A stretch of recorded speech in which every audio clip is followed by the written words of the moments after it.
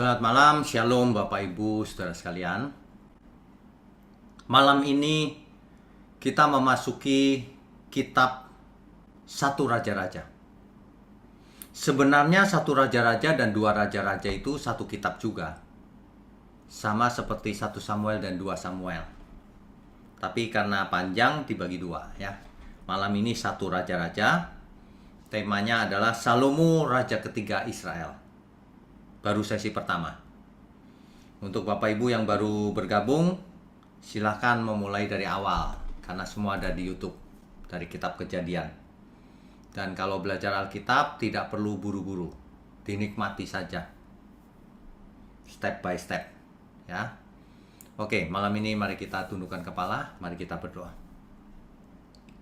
Bapa di surga, kami mengucap syukur kalau kami masih punya waktu untuk terus membenahi diri, terus belajar, sehingga hidup kami tidak sia-sia selama hidup di bumi ini.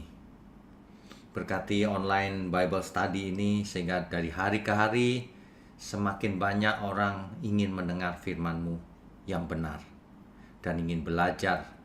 Dari hari ke hari semakin dewasa, semakin matang, semakin mengerti kehendak Tuhan.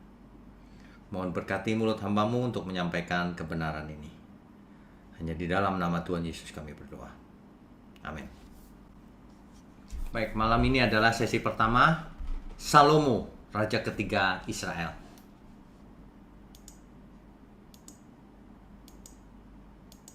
Ya. 1 Raja-Raja pasal yang pertama dari ayat 1 sampai 4. Raja Daud telah tua dan lanjut umurnya. Dan biarpun ia diselimuti, badannya tetap dingin. Mungkin sudah lemah ya. Lalu para pegawainya berkata kepadanya, hendaklah dicari bagi tuanku, raja, seorang perawan yang muda, untuk melayani dan merawat raja. Biarlah ia berbaring di pangkuanmu, sehingga badan tuanku raja menjadi panas. Rupanya para pegawainya mengasihi Daud. Ya. Maka di seluruh daerah Israel dicarilah seorang gadis yang cantik, dan didapatlah Abisak namanya. Abisak ini gadis dari Sunem. Sunem itu suatu daerah ya, nama daerah. Lalu dibawa kepada raja. Gadis itu amat cantik dan ia menjadi perawat raja dan melayani dia. Tetapi raja tidak bersetubuh dengan dia. Tentu saja Raja Daud sudah tua dan lemah sekali. Mungkin mendekati hari akhirnya ya. Kita lanjutkan dulu. Nah, lalu Adonia maksud saya. Lalu Adonia, anak dari Hagit. Hagit ini salah satu istri Daud. Ya, Adonai jadi anak Daud. Ia meninggikan diri dengan berkata, aku ini mau menjadi raja. Ia melengkapi dirinya dengan kereta-kereta dan orang-orang berkuda serta 50 orang yang berlari di depannya. Kalau mau jadi raja begitu, show off kekuatan. Selama hidup Adonia, ayahnya belum pernah menegur dia dengan ucapan, mengapa engkau berbuat begitu? Gak pernah dimarahin rupanya Adonia ini. Ia pun sangat elok perawakannya. Dan dia adalah anak pertama sesudah Absalom. Rupanya Adonia ini nomor 2 sesudah Absalom ya. Dan kita tahu Absalom mati di sesi yang lalu. Jadi Adonia menjadi anak paling senior karena Absalom mati. Ya. Nah, maka berundinglah ia dengan Yoab. Ingat ya, Yoab itu panglimanya Daud. Anak Seruya dan dengan Imam Abiatar. Dan mereka menjadi pengikut dan pembantu Adonia. Nah, rupanya Yoab yang tadinya adalah panglima besarnya Daud, anak Seruya dan Imam Abiatar, rupanya membelot terhadap raja. Ia berpihak pada Adonia. Oke, kita lanjutkan dulu. Ya, untuk mengingatkan, merefresh ya saudara. Untuk merefresh ini Daud yang di tengah ini. Sebentar, saya berikan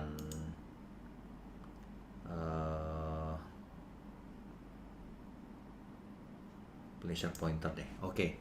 Ini Daud, saudara. Daud punya istri banyak. Di sebelah kirinya ini ada 4, di sebelah kanannya ada 4. Jadi 8 istrinya. Kita tahu bahwa Absalom sudah mati. Begitu juga dengan Amnon. Ya. Jadi Adonia merasa sudah senior, maka ia ingin jadi raja. Anak daripada Daud dan dari Hagit. Sedangkan Salomo masih muda, adiknya Adonia. Ya, begitu ya. Jadi ini untuk merefresh. Ya. Adonia mempunyai strategi begini. Mengajak tadi itu, mengajak siapa? Yoab, panglima besar, anak Zeruya, dan dengan Imam Abiatar. Jadi yang dibutuhkan untuk memberontak itu imam besar, panglima besar untuk militernya, dan imam untuk urusan keagamaan. Yoab dan Abiatar, ya. Nah, lalu berikutnya, tetapi Imam Zadok dan Benaya bin Yoyada dan Nabi Nathan dan Simei dan Rei dan para pahlawan Daud tidak memihak kepada Adonia. Jadi rupanya ada yang masih setia juga. Sesudah itu Adonia mempersembahkan domba, lembu, dan ternak gemukan sebagai korban dekat batu Zohelet yang ada di samping En Rogel. Lalu mengundang semua saudaranya, anak-anak raja, dan semua orang Yehuda, pegawai-pegawai raja. Tetapi Nabi Nathan dan Benaya dan para pahlawan dan Salomo adiknya tidak diundangnya. Jadi memang Adonia ini memiliki rencana untuk memberontak, mengambil alih, kudeta, ya, mengambil alih posisi raja dari Daud. Mungkin ia takut kalau tahtanya diberikan ke anak yang lain. Ya, tetapi Nabi Nathan tetap setia kepada Daud. Lalu Nabi Nathan melaporkan niatnya Adonia itu kepada Batsheba. Batsheba ibunya Salomo ya. Tentang apa yang diperbuat oleh Adonia. Nabi Nathan menyarankan Batsheba menghadap Raja Daud. Ceritakan saja bahwa Adonia mau jadi raja, padahal Daud berjanji bahwa anak dari Batsheba lah yang akan jadi pengganti Daud. Nanti Nabi Nathan akan membantu menyampaikan hal itu. Sudah diatur oleh Nabi Nathan ini. Ya. Ayat 26 bunyinya begini. Tetapi hambamu ini dan Imam Zadok dan Benaya bin Yoyada dan hambamu Salomo tidak diundangnya. Ini cerita kepada Daud nih. Jika hal ini terjadi dari pihak tuanku raja, maka engkau tidak memberitahu hamba-hambamu ini siapa yang akan duduk di atas tahta tuanku raja sesudah tuanku. Jadi kalau tuanku yang punya rencana itu, kenapa tidak kasih tahu kami? Gitu. Berikutnya, lalu Daud memanggil Batsheba dan bersumpah bahwa ia akan melaksanakan janjinya, bahwa Salomo yang akan menggantikannya. Daud memanggil Imam Zadok, Nabi Nathan, dan Benaya bin Yoyada. Perhatikan, Bapak Ibu Saudara. Daud memanggil imamnya, nabinya, dan panglimanya untuk membawa Salomo ke Gihon untuk diurapi menjadi raja Israel. Sesudah itu, bawalah Salomo masuk ke istana dan duduk di atas tahtaku, menjadi raja atas Israel dan Yehuda. Bapak Ibu Saudara sekalian, ingat ya kalau mendengar kata Israel dan Yehuda, karena dulu pecah, nanti di masa depan pecah lagi itu. Ya, Israel dan Yehuda. Artinya kalau menjadi raja atas Israel dan Yehuda artinya seluruh Israel, gitu ya. Oke, kita lanjutkan. Ya, jadi Daud memanggil Salomo ya. Sesudah itu seluruh rakyat berseru, hidup Raja Salomo. Di sebelah kanan ini Raja Salomo sedang diurapi oleh Imam Zadok menjadi raja. Ya, oke, kita lanjutkan dulu. Adonia takut terhadap Salomo ternyata. Jadi Adonia mengundang banyak orang untuk pesta, untuk mengemukakan rencananya, dan orang-orang yang diundangnya itu mendukungnya. Tapi tiba-tiba kok ada keramaian, itu suara apa gitu. Lalu ada orang datang, dikasih tahu bahwa itu adalah Salomo. Rakyat teriak, hidup Raja Salomo. Nah, kagetlah semua yang hadir, Adonia, dan seluruh yang undangannya. Kaget. Jadi, Salomo yang sekarang duduk di atas tahta kerajaan. Juga pegawai-pegawai raja telah datang mengucap selamat kepada Tuan kita Raja Daud dengan berkata, kiranya Allahmu membuat nama Salomo lebih masyhur daripada namamu, dan tahtanya lebih agung daripada tahtamu. Dan raja pun telah sujud menyembah di atas tempat tidurnya. Ya, dan beginilah katanya, terpujilah Tuhan Allah Israel, yang pada hari ini telah memberi seorang duduk di atas tahtaku, yang aku sendiri masih boleh saksikan. Daud luar biasa ya. Oke, kita lanjutkan dulu. Iya. Akhirnya pesan Daud sebelum mati, supaya Salomo melakukan kewajibannya dengan setia terhadap Tuhan. Apa itu? Kita baca saja ya. 1 Raja-Raja pasalnya yang kedua. 1 Raja-Raja pasal kedua ayat 3 ya. Demikian pesan Daud sebelum mati kepada Salomo. Lakukanlah kewajibanmu dengan setia terhadap Tuhan Allahmu, dengan hidup menurut jalan yang ditunjukkannya, dan dengan tetap mengikuti segala ketetapan, perintah, peraturan, dan ketentuannya, seperti yang tertulis dalam hukum Musa. Bapak Ibu Saudara, kalau mendengar hukum Musa itu artinya hukum Taurat, ya. Supaya engkau beruntung dalam segala yang kau lakukan dan dalam segala yang kau tuju. Ayat 4-nya. Dan supaya Tuhan menepati janji yang diucapkannya tentang aku, yakni jika anak-anakmu laki-laki tetap hidup di hadapanku dengan setia, dengan segenap hati dan dengan segenap jiwa, maka keturunanmu takkan terputus dari tahta kerajaan Israel. Nah, ini adalah pesannya Daud kepada Salomo yang paling penting. Ya, itu saudara, ya. Agar keturunan Daud tak akan terputus dari tahta kerajaan Israel. Ya. Ayat 10-nya begini. Kemudian Daud mendapat perhentian bersama-sama nenek moyangnya. Saudara, perhatikan baik-baik frase ini, kalimat ini. Kemudian Daud mendapat perhentian bersama-sama nenek moyangnya. Nah, di Perjanjian Lama, jika seorang mati biasanya pakai kalimat ini, lalu ia bersama dengan nenek moyangnya. Kenapa? Karena belum surga ceritanya. Mereka tidak tahu tentang surga. Surga tidak jelas.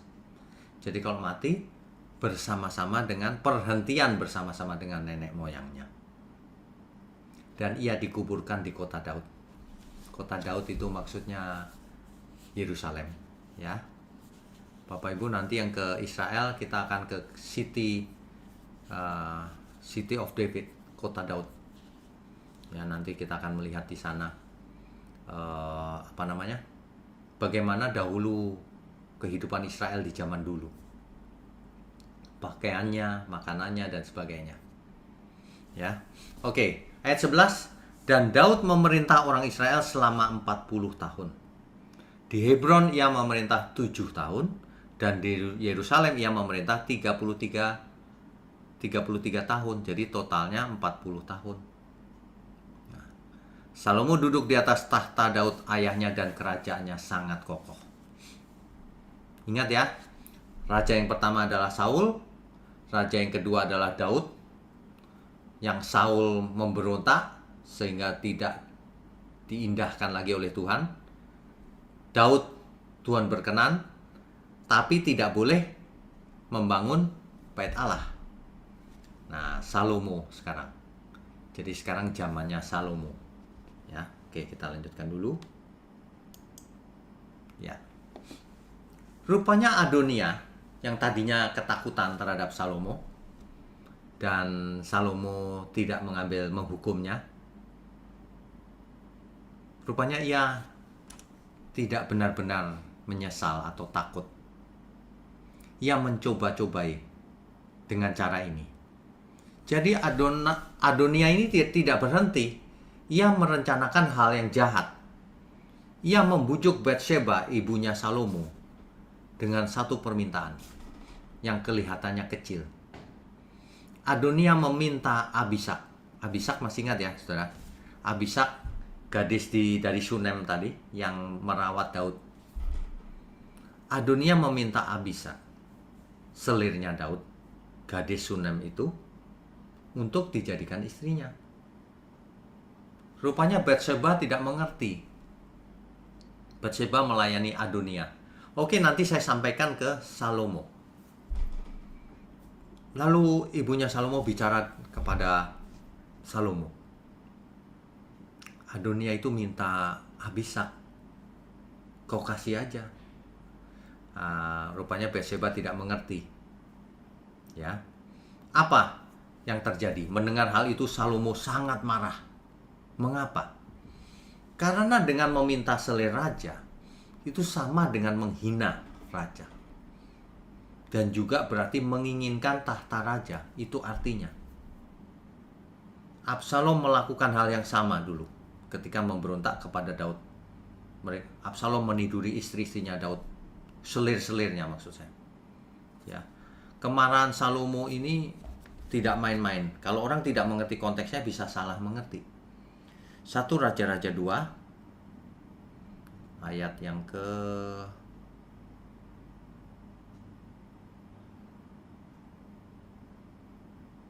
Nah, ini dia.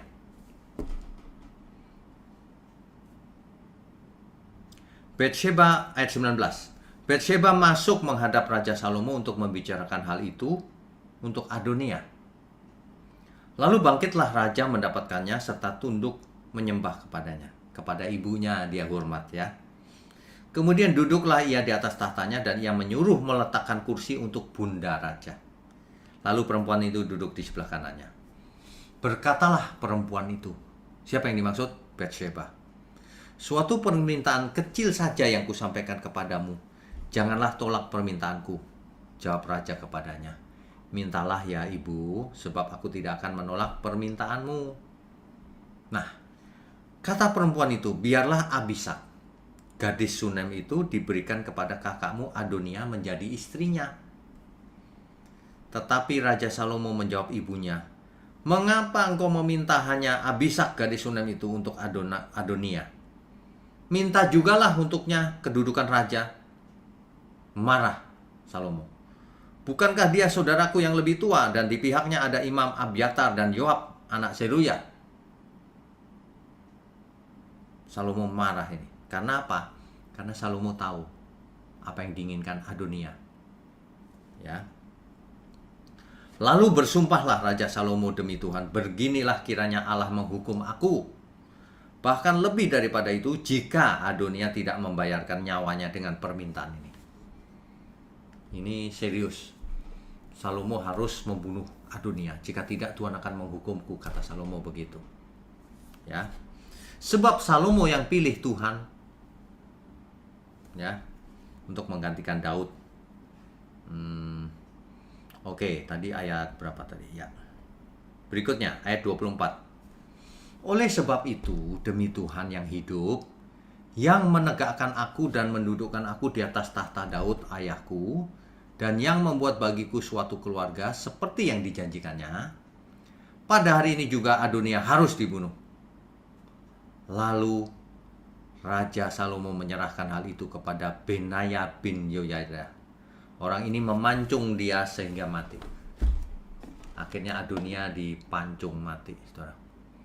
Padahal sebelum itu Salomo tidak mau hukum Adonia, saudara. Di 1 Raja-Raja pasal 1 di ayat yang mana?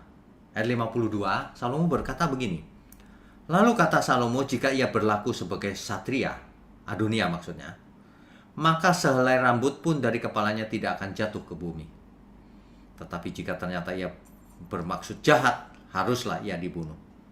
Raja Salomo sebenarnya cukup baik. Adonia kalau dia tidak berbuat apa-apa ya nggak diapa-apakan. Meskipun sudah merencanakan pemberontakan itu. Tapi rupanya Adonia kelewatan. Ia minta selir raja, menghina raja, dan sebenarnya mau merebut tahta itu. Ya. Oke, kita lanjutkan dulu ya. Ya.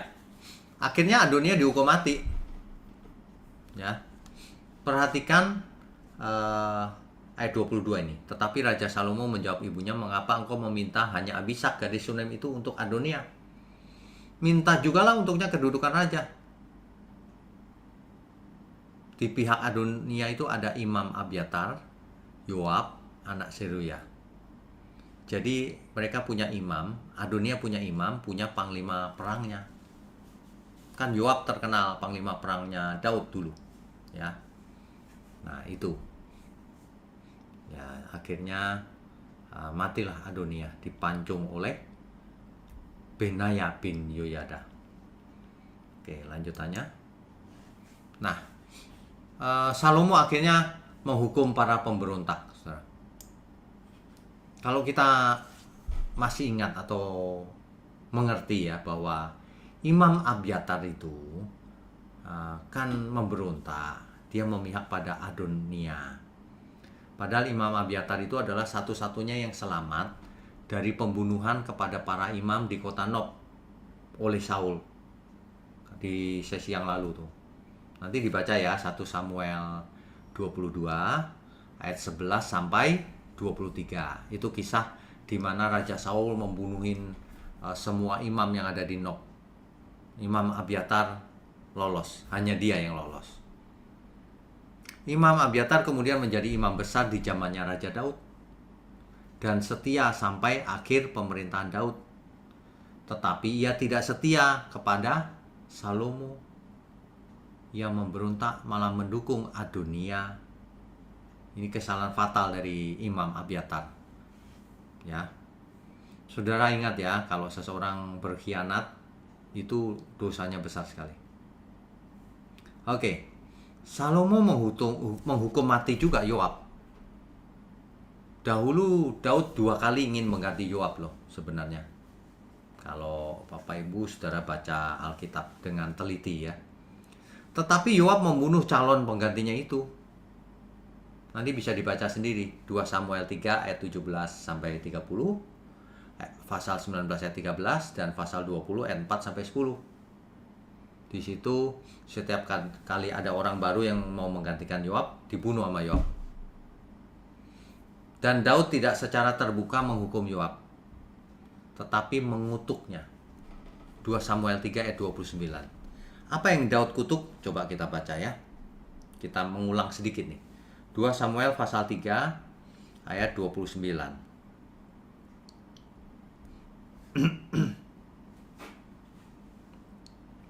Itu setelah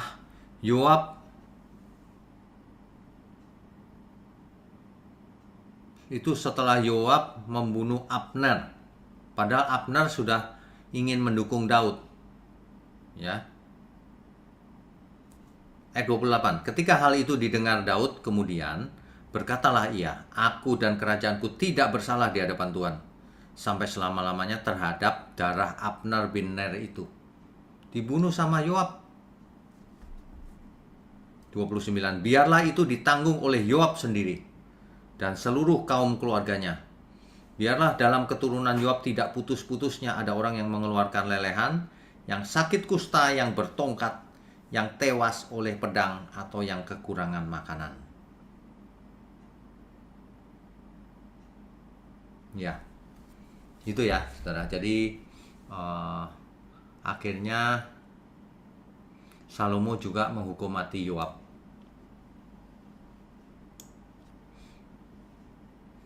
Salomo membersihkan nama ayahnya sebenarnya dengan menghukum mati Yoab ini. Yang dulu itu ya, yang tidak bersalah dibunuh itu, Yoab yang bunuh, bukan Daud. Jadi nama Daud sekaligus dibersihkan dengan demikian. Ya, oke, kita lanjutkan. Ya, Salomo akhirnya memecat Abiatar karena mendukung Adonai, kan nggak setia, dari jabatannya sebagai imam, sesuai dengan nubuatan di 1 Samuel 2 ayat 27 sampai 36. Apa itu nubuatannya? Bahwa keturunan Imam Eli tidak akan menjadi imam lagi. Nah, Abiatar dipecat, selesai sudah, keturunannya nggak bakalan jadi imam. Kenapa? Ternyata Imam Eli mempunyai anak Pinehas salah satunya. Pinehas punya anak Ahitub. Nah, Ahitub ini memiliki anak Ahimelek, barulah Abiatar. Jadi Abiatar ini adalah keturunan dari Imam Eli. Nah, sesuai dengan nubuatan di 1 Samuel 2 ayat 27 sampai 36 bahwa keturunan Imam Eli tidak akan jadi imam lagi. Ini karena apa? Abiatar dihukum mati oleh Salomo akhirnya. Makanya seseorang kalau tidak taat sudah tidak ada nilainya. Apalagi tidak taat kepada Tuhan. Tidak taat kepada atasan saja sudah tidak ada nilainya. Kecuali atasannya jahat, itu cerita lain. Tapi kalau atasannya tidak salah, tidak jahat, lalu orang tidak taat, memberontak, wah itu dosanya besar. Kalau zaman dulu, di zaman perjanjian lama dibunuh itu. Harus dibunuh. Ya, oke. Salomo menghukum. Jadi padahal Abiatar sebagai imam besar dan Yoab sebagai panglima di zamannya Daud adalah orang penting, tetapi ia melakukan konspirasi menentang Salomo sehingga digantikan oleh Zadok, keturunan Harun, yang setia kepada Daud dan juga kepada Salomo. Ia bertanggung jawab atas tabut perjanjian. Bisa dibaca di 2 Samuel 15 ayat 24. Keturunannya bertugas di bait Allah sampai bait Allah suatu hari dihancurkan. Nanti kita akan sampai di sana kisahnya ya. Benaya adalah salah satu orang perkasa Daud. Makanya ketika Benaya setia oleh Salomo, Benaya dijadikan panglima. Bukan Yoab, karena Yoab sudah berkhianat. Ya. Oke. Nah, tapi kita tidak boleh salah mengerti loh, saudara. Salomo menghukum Abiatar, menghukum mati Yoab. Salomo menghukum mati orang-orang yang memberontak kepadanya. Ya, tapi Salomo ini suka damai sebenarnya. Banyak orang salah mengerti. Ya, Salomo memerintahkan hukuman kepada Adonia, Yoab, Simei, dan memecat Abiatar sebagai imam dalam waktu yang sesingkat-singkatnya itu. Untuk apa? Untuk mengamankan kerajaan dengan mengutamakan keadilan dan menjaga stabilitas kerajaannya. Salomo adalah orang yang suka damai. Bagaimana cara mencapai kedamaian?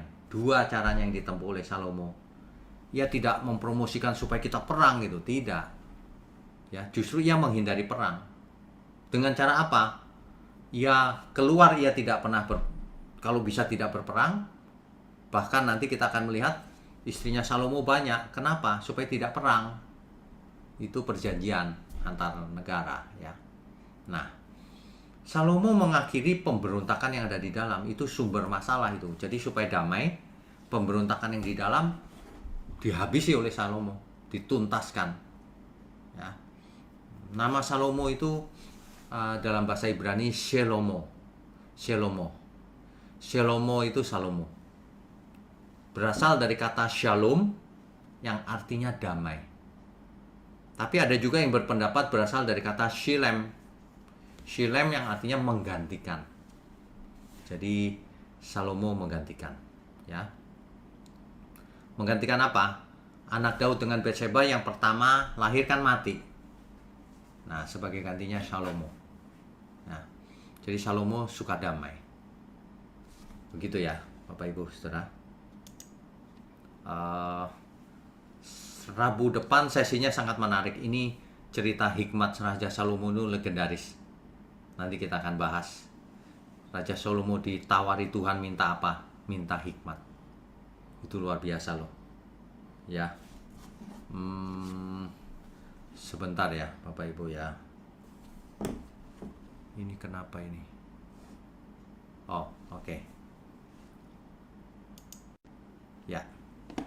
Bapak Ibu Saudara sekalian, sebenarnya ada banyak pelajaran yang kita dapat dari kisah ini. Ini adalah bagian dari sejarah Israel mula-mula. Raja yang pertama Saul, raja kedua Daud, raja ketiga Salomo. Justru lewat Salomo inilah bait Allah nanti didirikan. Tapi juga berakhirnya tragis juga nanti kalau kita belajar. Satu hal yang kita perlu mengerti ya. Sebab kalau tidak mengerti nanti salah mengerti. Kenapa Raja Salomo seolah-olah kejam? Menghukum mati orang-orang yang memberontak. Justru ini untuk mendatangkan kedamaian, keadilan. Kalau dibiarkan terjadi pemberontakan terus, perang terus, saudara. Jadi ibarat orang sakit kanker, tangannya sakit kanker di ujung, dipotong aja biar kankernya hilang. Jadi rupanya Salomo ini sangat taktis. Strateginya sangat cepat. Hukum mati aja, habis. Udah, damai. Terbukti Salomo tidak agresif untuk menyerang kemana-mana. Tidak suka perang. Tapi yang ada di dalam pemberontakan dibersihkan oleh Salomo.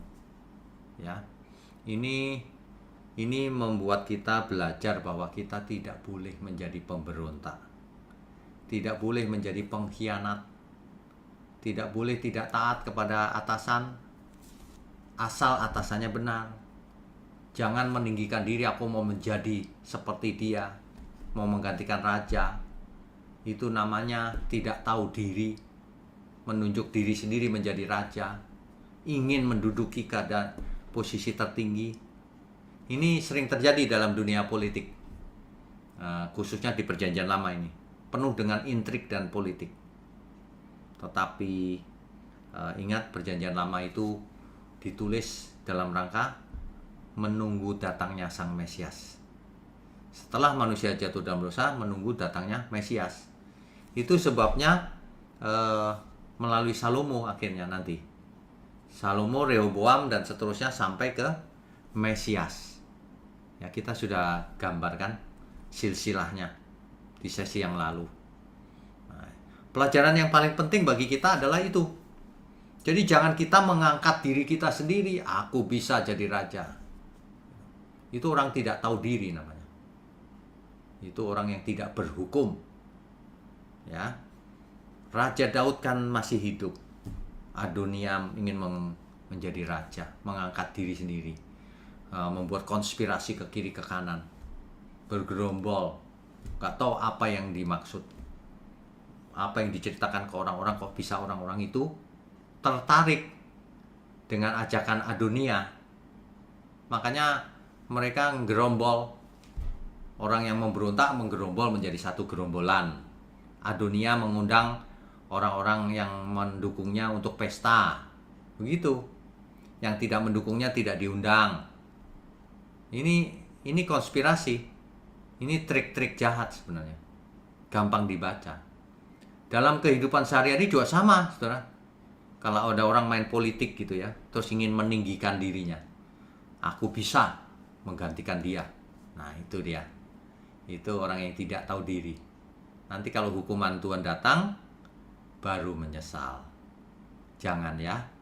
Kita nurut saja sama kehendak Tuhan. Kita ikuti saja kehendak Tuhan. Jangan punya ambisi. Nanti ambisi itulah yang akan mencelakakanmu. Kebanggaanmu itulah yang akan membinasakanmu. Mari kita belajar menjadi orang-orang yang di mana Tuhan berkenan.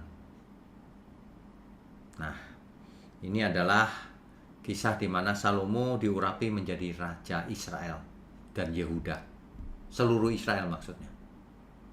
Nanti ke depan kita akan semakin menarik karena dikisahkan Salomo minta apa, ditawari Tuhan, loh, saudara. Tidak banyak manusia yang ditawari Tuhan, mau minta apa, gitu. Coba nanti kita bahas itu di Rabu depan ya. Sekarang kita diskusikan dan boleh ada tanya jawab. Silakan. Baik, terima kasih Pak Wiknya atas pemberitaan firman yang sangat memberkati. Selanjutnya kita akan lanjutkan dengan sesi tanya jawab. Bagi Bapak Ibu yang ingin bertanya, silakan aktifkan kamera dan aktifkan icon raise hand-nya.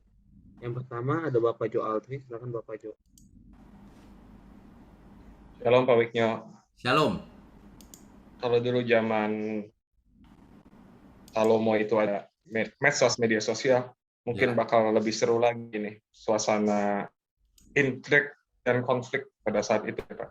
Ada buzzer, ya, makanya dibilang birds of a feather flocks together. Burung yang sama akan terbang bersamaan. Mereka yang punya kepentingan yang sama, punya interest yang sama, punya itu yang sama akan ini. Betul. Memang selalu begitu sih dari dulu sampai sekarang. Pokoknya kalau orang gerombol itu pasti sama itu. Betul. Pemerintahan Salomo sebagai bentuk contoh pemerintahan Israel ketiga, Pak. Kali ini, Pak. Ya. Itu pemerintahan teokrasi pastinya. Ya. Yang mungkin saat ini yang masih teguh untuk bertahan dalam sistem itu kan misalnya Iran modern atau mungkin UK dengan gereja Anglikannya gitu ya. Ada pemerintahan teokrasi. Kalau bicara teokrasi, Pak, di mana Tuhan sebentar. posisi. Itu sebenarnya bukan teokrasi. Itu sudah monarki. Kalau teokrasi itu zaman hakim-hakim. Zaman hakim-hakim ini baru itu teokrasi. Kalau ini sudah kerajaan, monarki. Baik, berarti monarki. Baik, korektif. Kemudian kalau kita bicara gereja, Pak, sekarang. Ya. Hidup bergereja. Ya. Yang harus diterapkan teokrasi atau demokrasi, Pak, sebaiknya. Karena biar bagaimanapun gereja itu kan punya tanggung jawab sebagai agen moral, ya Pak ya. Ya, betul. Selain sebagai bengkel bagi orang-orang yang memang punya kerinduan buat jadi orang yang lebih benar di hadapan Tuhan. Dia juga harus jadi agen moral, harus jadi contoh gitu, Pak. Ya. Bagaimana, Pak? Pandangan Bapak menyangkut gereja dan teokrasi. Terima kasih, Pak Wikno.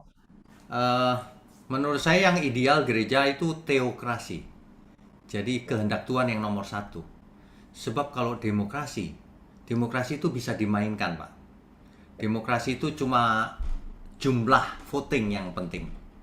Nah, bagaimana kalau orang jahatnya banyak? Selalu menang dong, karena jumlahnya lebih banyak. Jadi bukan, harusnya teokrasi. Teokrasi itu pimpinan yang putuskan.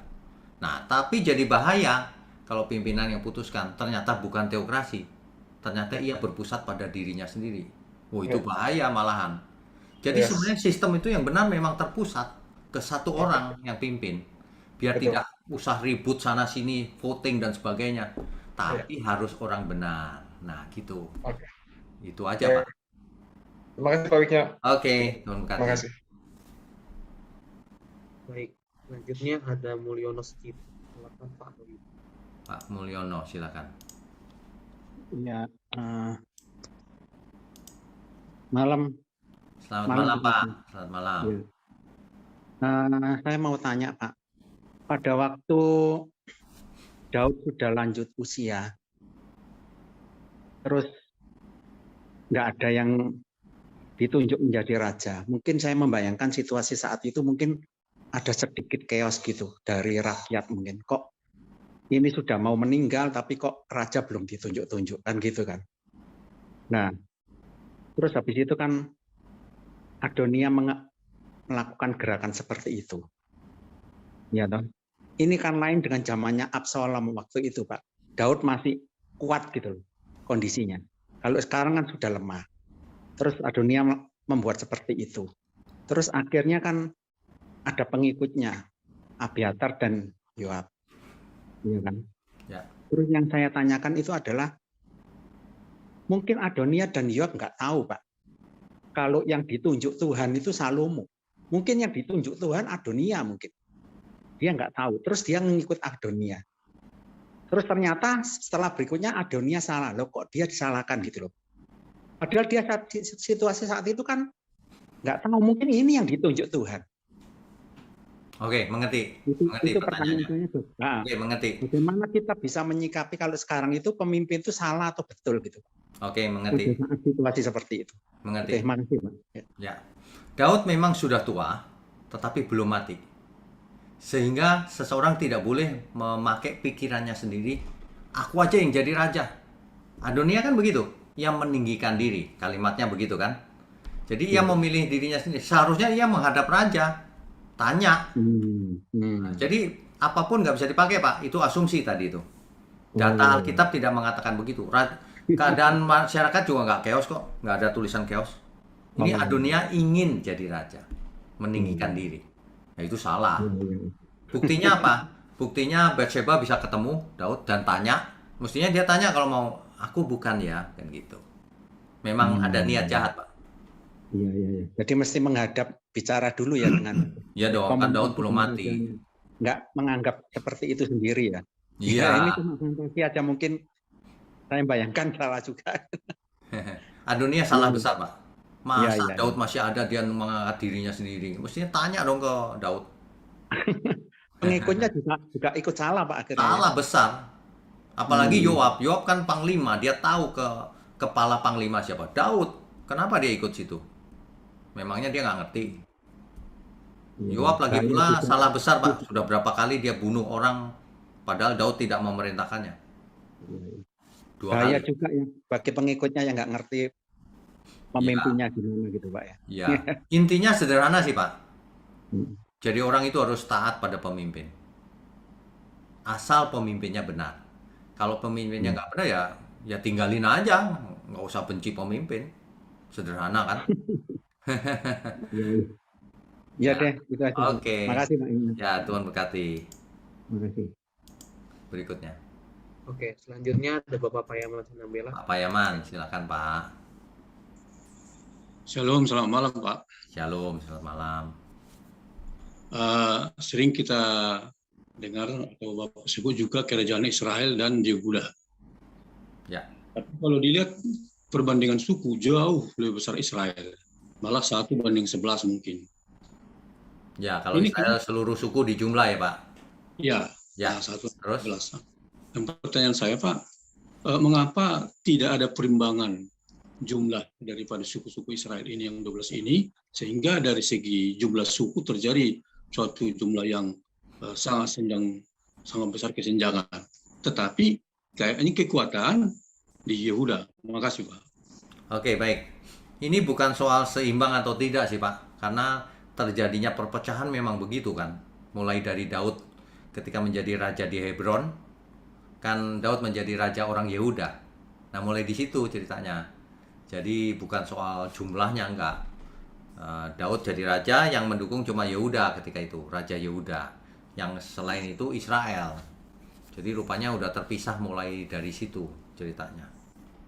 Gitu Pak. Ya, makasih. Satu lagi Pak ya. Ya, silakan. Tadi sebetulnya kalau kita lihat itu enak aja membunuh ya Pak ya. Artinya bunuh, wah gitu. Kadang-kadang sedih juga. Ya. Nah, jadi yang menjadi pertanyaan saya, apakah sistem pembunuhan yang diinginkan oleh raja itu bunuh-bunuh, jadi resmi karena perintah raja, pembunuhan secara langsung, secara manual itu pedang langsung dipotong lehernya, Ya. atau tusuk perutnya, Ya. atau ada satu peralatan sistem atau seperti guillotine dulu, ada alat pancung, jadi ada peralatan jatuh dari atas top. Jadi kadang-kadang saya bayangkan Pak ya, kalau misalnya dia langsung begini tusuk dilihat dengan mata sendiri, kalau zaman sekarang banyak orang nggak stabil di pikirannya Pak. Ya. Cara pada seperti biasa-biasa aja saya kalau dia cerita perjanjian Ya. lama. Makasih Pak. Ya. Ini kan kisah ini terjadi kan di zaman perang Pak. Suasana perang Pak. Nah, suasana perang itu sebagai seorang raja, pilihannya nggak bisa tidak. Ini kalau dibiarkan mengacau, jadi perang, pemberontakan dan sebagainya. Tapi kalau ini dibunuh, selesai, ya selesai, damai. Nah, pilihannya itu, meskipun itu bukan pilihan yang baik ya. kadang-kadang dihadapkan pada situasi yang ini jelek, yang ini jelek. Tapi mana yang lebih jelek gitu? Kita pilih yang terbaik dari pilihan-pilihan yang jelek gitu, Pak. Kadang-kadang terjadi seperti itu. Tapi nggak boleh jadi rumusan umum zaman sekarang. Zaman sekarang kan damai, tidak ada perang. Beda. Kalau suasana perang bisa terjadi itu, Pak. Satu orang bisa membahayakan seluruh masyarakat, misalnya lebih baik dia dilumpuhkan. Gitu. Tapi itu pun nggak boleh masing-masing kita main hakim sendiri, nggak boleh. Ada yang punya otoritas, Pak. Kalau dalam kisah perjanjian lama ini yang punya otoritas kan rajanya. Ya. Zaman sekarang ya ada yang otoritas, bukan masyarakat menghakimi sendiri-sendiri, nggak boleh, kacau nanti, chaos. Gitu. Ya. Ya, makasih Pak. Selamat malam Pak. Oke. Tuhan berkati, Pak. Berikutnya, Oke. Selanjutnya ada Bapak Oto. Silakan Pak Oto. Pak Oto silakan. Mau tanya apa, Pak? Selamat malam Pak Wisnu. Selamat malam. Saya mau tanya Pak Wisnu, Ya. kenapa suku Samaria itu terisolir dari bangsa Israel? Oh, oke. Pak, itu aja. Ya, oke, baik. Jadi sebenarnya Samaria itu adalah hasil kawin campur, Pak. Kan Israel itu kan nanti pecah tuh, utara selatan. Nah, nanti di sesi mendatang ada tuh ceritanya. Nah, itu kawin campur, jadi tidak dianggap oleh Israel sebagai anak Abraham. Beda, udah beda gitu. Suku bangsanya udah beda, goyim, kafir gitu, Pak. Dianggap goyim Pak ya? Iya, jadi musuhan, Pak.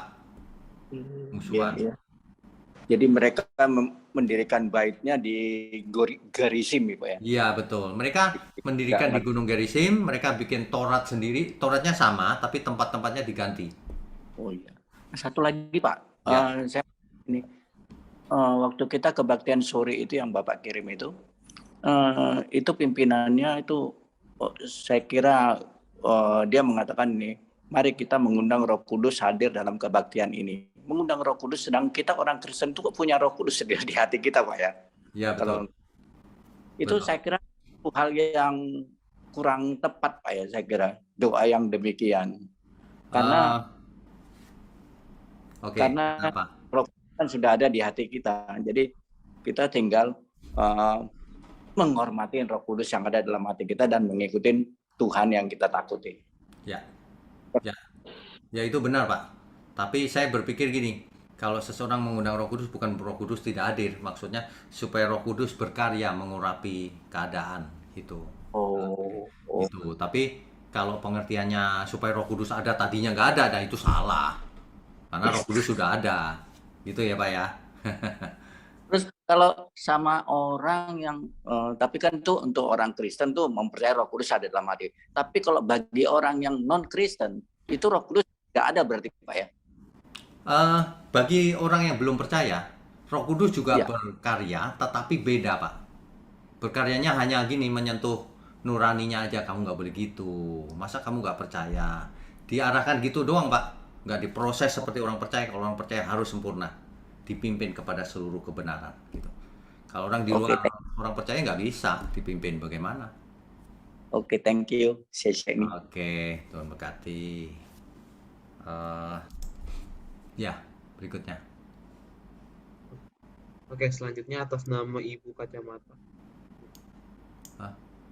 Kok Ibu Kacamata? Silakan. Di-unmute dulu. Ya, Ya, selamat malam Pak. selamat malam. Iya, Ibu, Jadi begini, Ibu Pak. siapa namanya? Welmince Pak. Welmince. Nah, saya rename ya, Bu. Ibu Welmince. Welmince. Ya, oke, silakan, Bu. Ya. Jadi begini Pak. Nah, kalau kita lihat pembunuhan itu sadis ya Pak ya, kayak ngeri Sadis. mau baca. Sadis banget, Bu. Nah, ya. Terus pertanyaan Pak, raja itu kan istrinya banyak. Ya, Nah, padahal dari istri banyak itu melahirkan anak-anak dan itu jadi sumber malapetaka. ya, Nah, itu kan sudah berkelanjutan sejak zaman hakim-hakim ya. sampai raja. Apakah sebagai tugas seorang imam, apakah Tuhan mengizinkan itu? Padahal dampaknya itu buruk sekali. Kenapa Tuhan mengizinkan seperti itu tuh Pak? Ya, oke, baik. Ya. Jadi poligami itu di Perjanjian Lama masih bukan Tuhan berkenan, bukan. Ya diizinkan saja gitu. Karena budaya hari itu masih begitu, raja-raja itu. Jadi bukan Tuhan berkenan ya, tapi diizinkan. Nanti di Perjanjian Baru sudah tidak diizinkan lagi. Karena Perjanjian Baru semua orang harus sempurna, harus hidup kudus. Kalau Perjanjian Lama kan harus hidup kudusnya lewat ritual tuh Bu, yang pakai korban bakaran, korban persembahan domba, kambing, darahnya dicurahkan dan sebagainya. Nah, kalau Perjanjian Baru harus hidup kudus benar-benar. Makanya jadi beda, tidak boleh poligami lagi. Gitu Bu. Ya, ada satu lagi Pak, tapi di luar yang kita pelajari. Silakan. Jadi begini Pak, saya baca merenung tentang pencobaan Tuhan Yesus di padang gurun. Ya. Nah, dari situ saya tarik dari pembacaan itu saya tarik ke Perjanjian Lama, Adam dan Hawa pertama, di mana ada ketaatan, ya tidak boleh memakan buah pengetahuan baik dan jahat. Ya. Terus ketaatan itu karena mereka segambar serupa. Artinya segambar serupa kan seperti yang Bapak sudah ajarkan, perasaan Tuhan ada di dalam kehidupan Adam dan Hawa. Lalu ketika Tuhan Yesus juga setelah dari baptis, dia menerima pengurapan ya Pak sebagai Raja, Imam, dan Nabi ya. Lalu dia dicobai.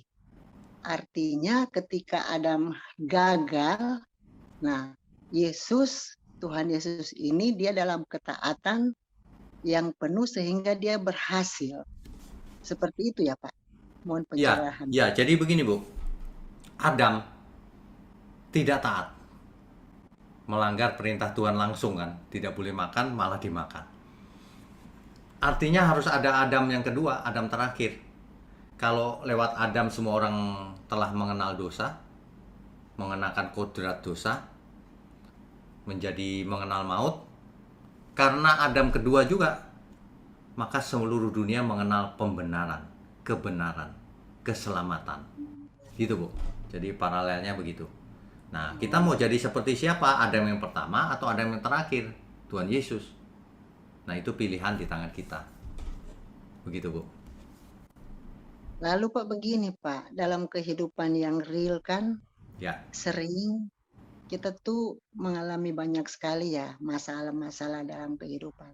Ya. Nah, bagaimana supaya kita tetap dalam setiap keputusan tuh kita tuh memiliki perasaan, pikiran yang seperti Tuhan Yesus supaya kita menghadapinya, kita tuh bisa tidak melakukan kesalahan. Gimana tuh Pak caranya? Oke, baik. Jadi yang pertama kita harus mengenal kebenaran, mengerti kebenaran. Itu yang pertama. Bagaimana cara mengenal kebenaran? Belajarlah firman Tuhan, mengerti dengan benar Alkitab. Nah, contohnya seperti online Bible Study ini, kita ikut terus gitu, nanti makin lama makin pengertiannya makin lengkap, makin utuh. Itu yang pertama. Secara pengertian dulu, akal budi. Yang kedua, harus melakukan. Kalau cuma mengerti aja ya percuma juga sih. Karena ada banyak orang mengerti tapi tidak melakukan, hidupnya bertentangan dengan apa yang diajarkannya. Wah, ini kacau nih. Jadi yang pertama pengertian harus dibangun, yang kedua harus hidup berdasarkan pengertian yang benar itu. Nah, barulah yang ketiga kita bergaul dengan Tuhan setiap saat, terjadi relasi dengan Tuhan, hubungan yang dekat dengan Tuhan. Itu stepnya itu, cuma itu proses panjang. Iya, gitu Bu. Iya Pak, terima kasih banyak Pak. Oke, Tuhan berkati Bu. Ya, berikutnya. Baik, selanjutnya ada Ibu Meme Pasrosi. Silakan Bu Meme. Bu Meme, silakan. Shalom Pak Witno, selamat malam. Selamat Kedengaran malam. ya Pak ya? Kedengaran ya Pak suara saya? Ya, kedengaran. Ya, Ya Pak, saya mengucapkan syukur dan terima kasih juga semua waktu Bapak, tenaga Bapak, dan juga ide-ide yang baru yang dapat mengubah karakter sedikit, walaupun sedikit demi sedikit ya Pak. Ada perubahan dalam kehidupan. Oke. Ya, terima kasih ya Pak, dan juga kepada Brother Daniel, terima kasih Brother. Thank you. Ya Pak, saya mau nanya nih Pak. Ya. Pada mula-mula di perjanjian lama itu kan Pak, umat pilihan Tuhan itu kan disebut nabi. Bagaimana? Mula-mula di perjanjian lama ini kan Pak, umat pilihan Tuhan itu kan disebut seperti nabi. Seperti nabi? Maksud saya, Musa itu kan nabi. Oh ya, oke. Terus? Terus melangkah lagi, hakim-hakim ya Pak ya? Ya. Hakim. Ya. Pas itu sekarang kita belajar ke raja ya Pak ya? Raja. Sampai hari ini Salomo ya? Ya.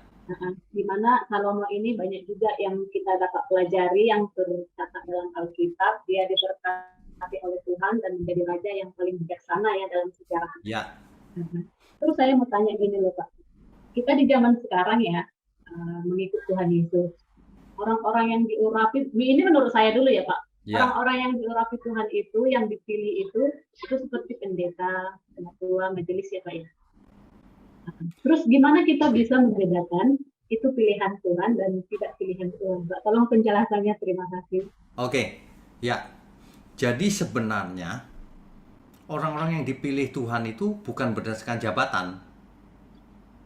Jadi bisa saja seorang businessman dipilih Tuhan untuk bergerak di bidangnya gitu, untuk mendukung pekerjaan Tuhan misalnya. Sama, bisa.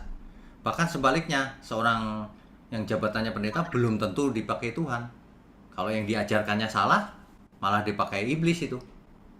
Ya, jadi bukan soal jabatan, soal apa yang disampaikan. Bukan juga soal gelar, bukan. Bukan soal kekayaan, bukan. Apa yang disampaikan, kalau itu kebenaran, nah barulah itu dipakai Tuhan. Soal dipilih Tuhan atau tidak itu tidak terlalu penting. Apakah yang dilakukannya itu berkenan bagi Tuhan, itu pentingnya di situ. Jadi kalau apakah dipakai Tuhan? Bye-bye. Kalau kebenaran dipakai Tuhan pasti. Gitu aja ciri-cirinya. Oh, berarti yang terpenting itu kebenaran ya Pak ya? Iya. Kalau seseorang menyampaikan firman dengan benar, pasti dipakai Tuhan. Kalau menyampaikan firman yang nggak benar, dipakai setan pasti. Ya Pak, tapi kalau dia menurut Alkitab? Loh, menurut Alkitab kan cuma di mulut. Aku ngajar menurut Alkitab loh. Bener nggak menurut Alkitab? Kalau kita lihat ternyata nggak sama, oh belajarnya salah dia berarti. Begitu, Bu Meme. Kita perbuat apa dong? Tinggalkan dia atau tidak usah dengar? Ya, nggak langsung tinggalkan. Maksudnya kan bisa bicara baik-baik. Kita belajar lagi ya. Ini kayaknya nggak begitu deh. Alkitab bilang begini. Nah, kalau nggak mau berubah juga ya ngapain kita mendengar suara dia? Salah. Hidup kita kan cuma sekali. Kalau belajar dengan orang yang salah untuk apa? Iya kan? Tapi kita tetap sebagai sahabat atau sebagai apa ya, tetap aja berteman nggak apa-apa. Tapi jangan serap pengertian yang salah. Rugi kita. Apa juga bisa Pak jemaat menegur pendeta ya Pak? Bagaimana? Jemaat? Bisa menegur pendeta kalau dia ada salah? Tergantung. Kalau pendetanya rendah hati bisa. Kalau kebanyakan kan ditegur marah malahan. Nah, Iya, kalau marah ya nggak usah ditegur, berarti nggak bisa ditegur kan gitu. Satu lagi boleh ya Pak? Boleh, terakhir. Ya, terima kasih Pak Iya ya. Ada kawan ini, dia tanya saya, kalau orang Kristen itu bisa nggak ya? Kalau contoh kan kita ini sudah suami istri ya. Ya. Jadi suami istri itu kan nggak bisa lagi ditutupin. Soalnya keuangan lah dia tanya saya Pak. Kalau keuangan contoh ya suami kita memang memenuhi kebutuhan kita ya gitu. Terus kita bisa nggak ngambil duit dia sedikit-sedikit tanpa pengetahuan dia, tapi kita pergunakan untuk kebutuhan rumah tangga, bukan untuk apa-apa. Saya nggak, gimana Pak? Oke. Ini pertanyaan ibu-ibu. Iya maaf ya, saya pun Iya. nggak tahu jawab. Boleh nggak ya ngambil uang suami diam-diam, tapi untuk keperluan rumah tangga gitu ya? Saya cuma mau ingatkan gini. Milik suami itu milik istri. Milik istri juga milik suami. Karena Alkitab berkata keduanya menjadi satu. Jadi tidak ada istilah ngambil diem-diem. Semuanya milik istri. Nah, milik istri juga milik suami. Itu yang benar. Kalau suami hitung-hitungan sama istri, akhirnya istri juga hitung-hitungan ngambil diem-diem. Jadi nggak benar semuanya. Suaminya sih yang salah. Maksudnya suami nggak begitu. Suami juga terbuka saja sama istrinya. Asal, nah ini jadi rumit. Asal istrinya juga benar ngelolanya. Kan ada istri-istri yang boros setengah mati, nggak mau tahu. Nah, yang kayak begitu suaminya mulai ngerem. Wah, ini nggak bisa dibiarin nih, bangkrut nih. Ya kan, jadi nggak sederhana juga, tergantung kasusnya. Suaminya bagaimana, istrinya bagaimana, kan gitu. Nggak bisa dijawab begitu. Kan saya nggak tahu bagaimana keadaan keluarganya. Ya kan? Yang paling penting itu dua-duanya belajar hidup benar. Nanti beres semua urusannya. Soal keuangan, soal apa aja jadi beres. Ya. Pak ya, janji takut Tuhan ya Pak ya. Iya, itu nomor 1. Ya. Iya Pak, mantap, nyambung nih. Oke. Jawabannya. Terima Ya. kasih ya Pak. Tuhan Yesus. Ya, Tuhan berkati. Saya nggak pernah loh, istri saya mau minta gitu, diem-diem ngambil. Ambil aja sana, nggak ada masalah, itu bukan ngambil, itu uangmu. Gitu. Jangan hitung-hitungan dong sama istri, ya. Oke. Iya Pak, nanti saya sampaikan seperti itu Ya, ya Pak. sampaikan ya. Iya, Pak. Terima kasih Pak ya. Oke, Salam. Tuhan berkati. Tuhan berkati. Berikutnya. Baik, selanjutnya dari Ibu Desnawari Limbong, silakan Bu. Silakan. Shalom, Pak Wigno. Shalom. Cuma nanya satu aja. Ini kenapa ya Pak, si Mei itu tidak boleh keluar dari Yerusalem ya Pak ya? Oh, itu dihukum oleh Daud seperti tahanan rumah. Dia taat nggak? Nggak taat juga ya, dihukum mati. Yang waktu di 2 Samuel itu ya Pak ya? Iya, betul. Begitu. Itu aja sih Pak. Ya, sebenarnya segala sesuatu itu ada solusinya loh. Daud sudah bermurah hati, Salomo, ya udah begitu aja ya. Udah, loh, masih dilanggar juga ya. Memang orang kalau nggak taat itu gampang jadi pemberontak sih memang. Ya, oke. Terima kasih Pak Wigno. Terima kasih. Berikutnya, Baik, selanjutnya Pak Chris, silakan. Malam Pak Wigno. Shalom. Malam, shalom. Ya, sebetulnya dari awal-awal beberapa kali baca Alkitab itu memang kalau kita baca pas di pasal-pasal yang ini, kesannya kan seolah-olah Salomo itu masih muda, baru jabat, langsung bertangan besi, bengis itu Pak. Ya, seolah-olah begitu. Tapi suatu ketika waktu saya baca di Tawarikh 28 dan 29, itu waktu Tawarikh 28 itu awalnya kan Raja Daud mengumpulkan semua pejabat dan anak-anaknya juga. Terus mengumumkan bahwa Allah tidak mengizinkan dia bangun bait Allah, tetapi Allah memilih Salomo anaknya untuk mendirikan. Itu di Tawarikh 28. Terus itu dengan spesifik saya lihat di beberapa terjemahan, Daud berdiri dan menjelaskan kepada mereka. Kemudian Daud menyerahkan rancangan bait Allah yang dia rancang, terus sekian talenta emas. Jadi asumsi saya kalau Daud berdiri menjelaskan panjang lebar seperti itu, Daud kondisinya masih cukup sehat. Jadi ada kemungkinan timeline-nya sebelum dia dirawat oleh ini tadi yang gadis, siapa itu tadi namanya saya lupa. Nah, terus ya, kemudian di pasal Tawarikh 29 itu mereka yang ngumpul di pertemuan itu mengumpulkan sumbangan, Pak, sehingga terkumpul sekian banyak. Sampai katanya emas itu tidak ada harganya di zaman itu. Terus setelah itu mereka berpesta, seingat saya ada pesta, Terus kemudian ada kalimat yang spesifik mengatakan kemudian untuk kedua kalinya mereka menetapkan Salomo sebagai pengganti Daud. Ya. Jadi kalau saya baca pasal-pasal yang tadi kita bahas, itu saya justru nangkepnya Salomo mau tidak mau harus keep the order, dia harus memegang teguh tata aturan legislasinya kerajaan itu, kalau tidak kacau. Gitu. Oh ya, pasti. Bukan masalah dia benci, ya Yoab itu memang catatannya banyak memang. Ya. Cuma saya rasa Salomo tegas saja, bukan. Ini kan tadi kan beberapa teman-teman yang dengarkan Bible Study ini kan kesannya seolah-olah kok bunuh-bunuhan, kok harus gini. Ya. Padahal sebetulnya kan kayak Yoab itu terus imamnya itu kan juga tidak bisa ditoleransi karena di pertemuan itu sudah dijelaskan sebetulnya. Ya. Betul. Ini loh, penerusku ini terbuka, malah mengumpulkan emas sekian banyak. Betul. Nah, nanti di pasal 29 akhir-akhir itu baru dijelaskan Daud sampai memutih rambutnya, baru dikumpulkan bersama nenek moyang. Berarti kan sebelumnya sebelum Batseba ngadep ke Raja Daud waktu dia kondisi sakit sampai sujud di tempat tidur itu kan saking sudah lemahnya, Pak. Iya, benar. Tapi kan sebetulnya itu sudah secara terbuka diumumkan oleh Daud. Makanya saya pikir ya Salomo mau tidak mau ya memang aturannya di kerajaan seperti ini. Yoab jelas-jelas itu makar kalau seperti itu, ya mau tidak mau akhirnya juga dihukum. Ya, gitu. Kalau saya nangkapnya itu mungkin dikoreksi, Pak, barangkali. Ya. Nanti ketika kita bahas di sesi-sesi berikutnya kita bisa koreksi, Pak. Bisa lebih lengkap lagi.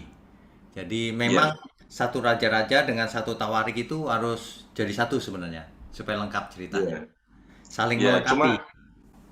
Cuma kan kalau kita ndak nyambung ke itunya nanti ada seolah-olah prasangka ini orang bengis kayak gini kenapa dipilih sama Tuhan untuk jadi penerusnya Daud kan. Mungkin ada pertanyaan seperti itu, Pak. Mengerti. Ini cuma makanya tadi Pak Salomo itu sebenarnya suka damai. Ya, oleh sebab betul, itu Pak. dia menghukumnya itu cepat gitu, set udah damai gitu. Ya. Tepatnya tegas sih. Ya, karena cuma dalam hal sudah cuma keterlaluan. dalam hal wanita dia yang kurang tegas, jadi di akhir jatuh ke penyembahan berhala gara-gara istrinya yang dari Mesir itu. Di akhir hidupnya rupanya jatuh juga dia. Aduh, makanya ini ya kalau kita baca ayat demi ayat Alkitab, kitab demi kitab ya, kita jangan pernah buat salah lagi. Contohnya udah banyak. Udah kita sederhana saja, nurut saja. Kalau Tuhan pakai kita jadi raja, kita jadi raja. Kalau Tuhan pakai kita jadi orang biasa, ya jadilah orang biasa, nggak masalah kok. Gitu. Ya, gitu aja sih. Itu ya, Pak ya. Itu, Pak. Ya, cuma itu. Terima kasih masukannya, bagus sekali. Ya, baik. Oke, cukup ya, Bapak Ibu, saudara sekalian. Mari kita tundukkan kepala. Bapa di surga, kami sungguh mengucap syukur. Kami sudah selesaikan malam ini apa yang harus kami dengar. Kami sudah diberkati oleh kebenaran. Biarlah melalui apa yang kami dengar, kami mendapatkan banyak hikmat yang mengubah setiap hidup kami.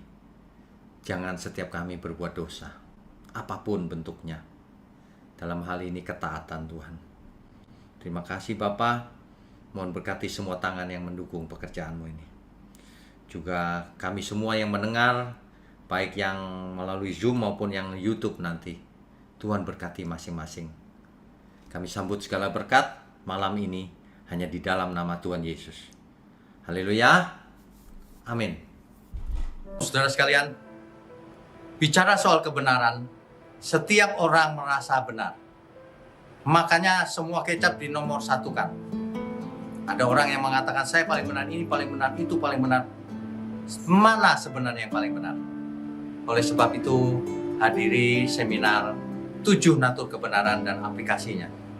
Seminar ini wajib dihadiri oleh para teolog, apologet, pengkhotbah, bahkan oleh para jemaat sendiri.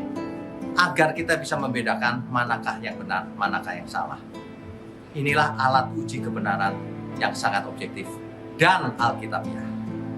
Pastikan saudara ikut dan ajak seluruh saudara dan sahabat-sahabat. Bapak-bapak dan ibu-ibu yang terkasih dimanapun berada, yuk kita belajar pelajaran Alkitab bersama secara online setiap hari Rabu jam 7 malam bersama Pendeta Bapak Wignio Tanto secara online, bisa melalui Zoom. Tetapi kita harus mendaftarkan dulu ke nomor berikut ini. Selamat bergabung dan Tuhan Yesus memberkati.